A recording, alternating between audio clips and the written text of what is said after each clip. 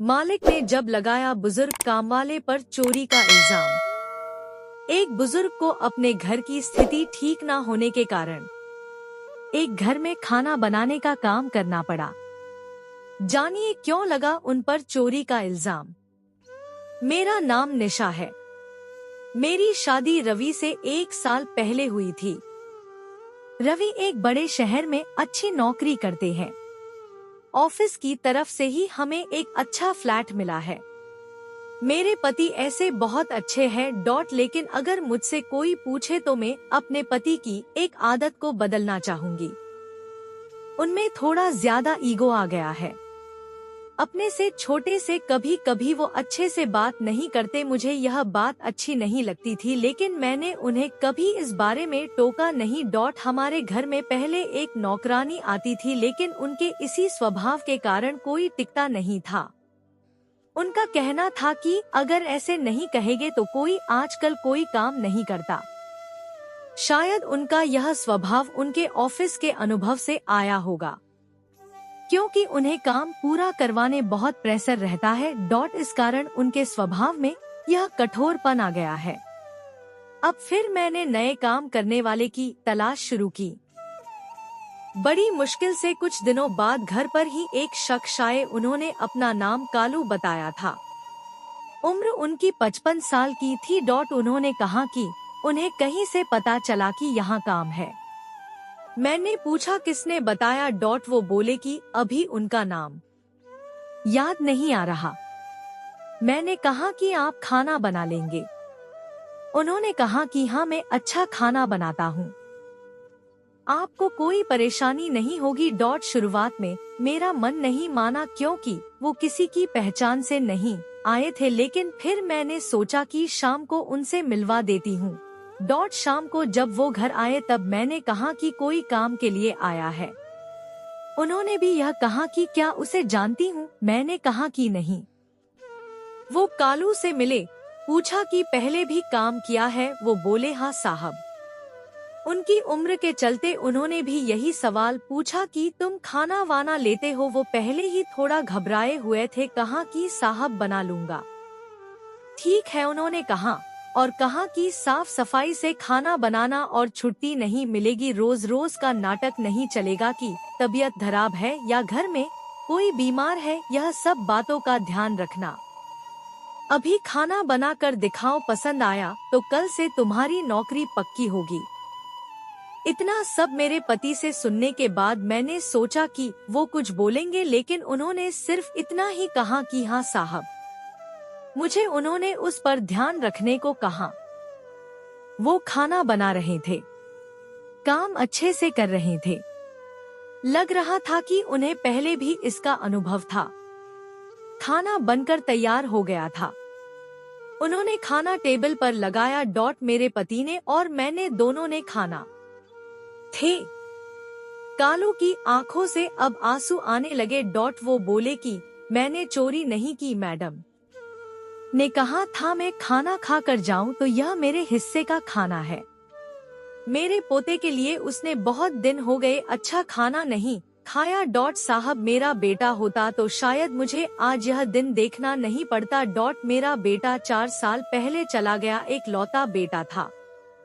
घर में अब मैं ही हूँ, उसकी बीमार माँ मेरी बहू और पोते के लिए बड़ी मुश्किल से घर संभाल रहा हूँ। खाने के लिए अच्छा बना तो मैंने सोचा मेरे पोते को खिला दूंगा और उसके चेहरे पर जो खुशी आएगी वो मैं देखना चाहता था। मैंने मैडम से एडवांस भी मांगा था घर के लिए। इतना बोलकर वो बिना खाना लिए ही रोते हुए चले गए। वो इतना कुछ झेल रहे थे। हमें इसका पता नहीं था। और आजकल की दुनिया ऐसी ही हो गई है। कुछ बुरा होने का हमें इतना डर है कि हमें अच्छाई भी दिखाई नहीं देती। इसमें हमारा भी कसूर नहीं है। उनके जाने के बाद मोबाइल का भी पता चल गया। उन्हीं का बच्चा बोला कि उससे मोबाइल नीचे गिर गया था और बंद हो गया। पापा डांटेंगे इसलिए उसने मोबाइल सोफा के नीचे रख दिया। उसके पिता को इन सब के लिए शर्मिंदा होना पड़ा। पहली बार रवि की आंखों में पछतावा देखा था। रात रवि ठीक से सोए नहीं, हालांकि उन्होंने मुझसे कुछ कहा नहीं, लेकिन मुझे पता था कि उन्हें बुरा लग रहा है। सुबह मुझे पता था कि वो फिर नहीं आएंगे, इसलिए मैं जल्दी उठी और घर का काम खुद करने लगी। थोड़ी देर बाद जब दरवाजे की बेल बजी और मैंने खोला तो सामने वही थे। चुपचाप वो अंदर आकर अपना काम करने लगे। मैंने बोला, मैंने सोचा को शायद आप नहीं आओगे। वो बोले, मैंने भी सोचा था, लेकिन मैडम घर पर खाना नहीं हो तो आना ही पड़ता है। रवि ने उन्हें देखा तो जैसे उनको कुछ शांति मिली। उन्होंने 10,000 रुपए उन्हें दिए और कहा कि कल रात के लिए उन्हें माफ कर दे।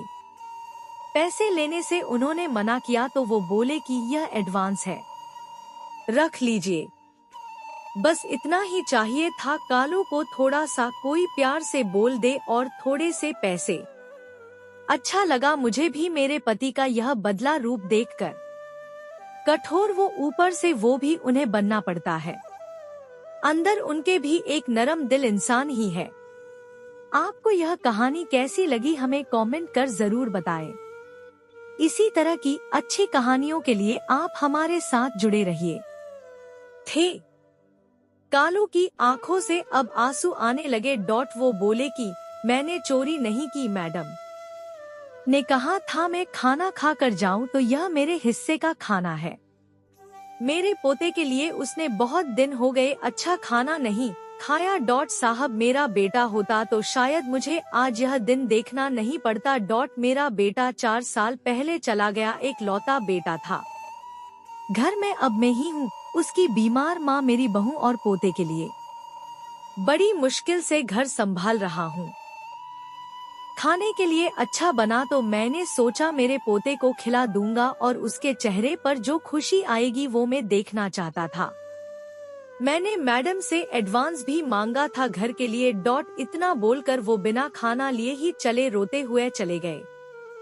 वो इतना कुछ झेल रहे थे, हमें इसका पता नहीं था। और आजकल की दुनिया ऐसी ही हो गई है। कुछ बुरा होने का हमें इतना डर है कि हमें अच्छाई भी दिखाई नहीं देती। इसमें हमारा भी कसूर नहीं है। उनके जाने के बाद मोबाइल का भी पता चल गया। उन्हीं का बच्चा बोला कि उससे मोबाइल नीचे गिर गया था और बंद हो गया। पापा डांटेंगे इसलिए उसने मोबाइल सोफा के नीचे रख दिया। उसके पिता को इन सब के लिए शर्मिंदा होना पड़ा। पहली बार रवि की आंखों में पछतावा देखा था। रात रवि ठीक से सोए नहीं, हालांकि उन्होंने मुझसे कुछ कहा नहीं, लेकिन मुझे पता था कि उन्हें बुरा लग रहा है। सुबह मुझे पता था कि वो फिर नहीं आएंगे, इसलिए मैं जल्दी उठी और घर का काम खुद करने लगी। थोड़ी देर बाद जब दरवाजे की बेल बजी और मैंने खोला तो सामने वही थे। चुपचाप वो अंदर आकर अपना काम करने लगे। मैंने बोला, मैंने सोचा को शायद आप नहीं आओगे। वो बोले, मैंने भी सोचा था, लेकिन मैडम घर पर खाना नहीं हो तो आना ही पड़ता है। रवि ने उन्हें देखा तो जैसे उनको कुछ शांति मिली। उन्होंने 10,000 रुपए उन्हें दिए और कहा कि कल रात के लिए उन्हें माफ कर दे। पैसे लेने से उन्होंने मना किया तो वो बोले कि यह एडवांस है, रख लीजिए। बस इतना ही चाहिए था, कालू को थोड़ा सा कोई प्यार से बोल दे और थोड़े से पैसे। अच्छा लगा मुझे भी मेरे पति का यह बदला रूप देखकर। कठोर वो ऊपर से वो भी उन्हें बनना पड़ता है। अंदर उनके भी एक नरम दिल इंसान ही है। आपको यह कहानी कैसी लगी हमें कमेंट कर जरूर बताएं। इसी तरह की अच्छी कहानियों के लिए आप हमारे साथ जुड़े रहिए।